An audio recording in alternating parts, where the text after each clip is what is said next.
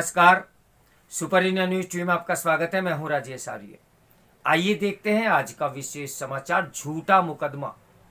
सबसे गंभीर पहलू यह है कि पिता ने ही अपनी अवयस्क पुत्री को झूठे मुकदमे का आधार बनाकर उसे जीवन भर के लिए एक दंश दे दिया।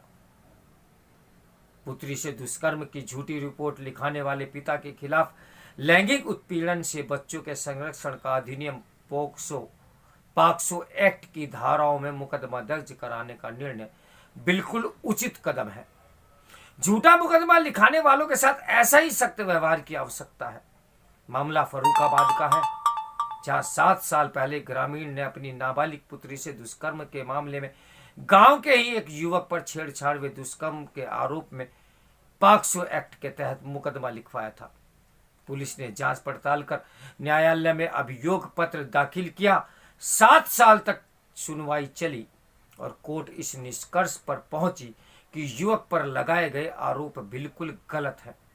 इसके पश्चात न्यायालय ने युवक को न केवल सभी आरोपों से दोष मुक्त कर दिया, बल्कि वादी के खिलाफ भी मुकदमा दर्ज करने का आदेश दिया। इस प्रकरण के कई पहलू हैं। सबसे गंभीर पहलू तो यह है कि पिता ने ही अपनी अवयस्क पुत्री को झूठे मुकदमे का आधार बना के उसे जीवन भर के लिए एक दंश दे दिया। बच्चों का मन कोमल होता है, शायद ही वह बच्ची पिता के झूठ से उसे मिली मानसिक प्रताड़ना व सामाजिक दुर्गति को कभी भूल पाएगी। यह भी एक प्रकार का लैंगिक उत्पीड़न ही है, स्वाभाविक रूप से। इसलिए कोर्ट ने भी पॉक्सो एक्ट की धाराओं में ही पिता के खिलाफ मुकदमा दर्ज करवाया। जिस युवक के खिलाफ झूठा मुकदमा लिखवाया गया था, वह 7 साल तक जिस प्रकार की सामाजिक व आर्थिक प्रताड़ना का शिकार हुआ, उसकी कोई भरपाई नहीं हो सकती। ऐसे झूठे मुकदमे आमतौर पर झूठी शान, सनक अथवा विरोधी को फंसाने के कुत्सित सोच के कारण लिखाए जाते हैं।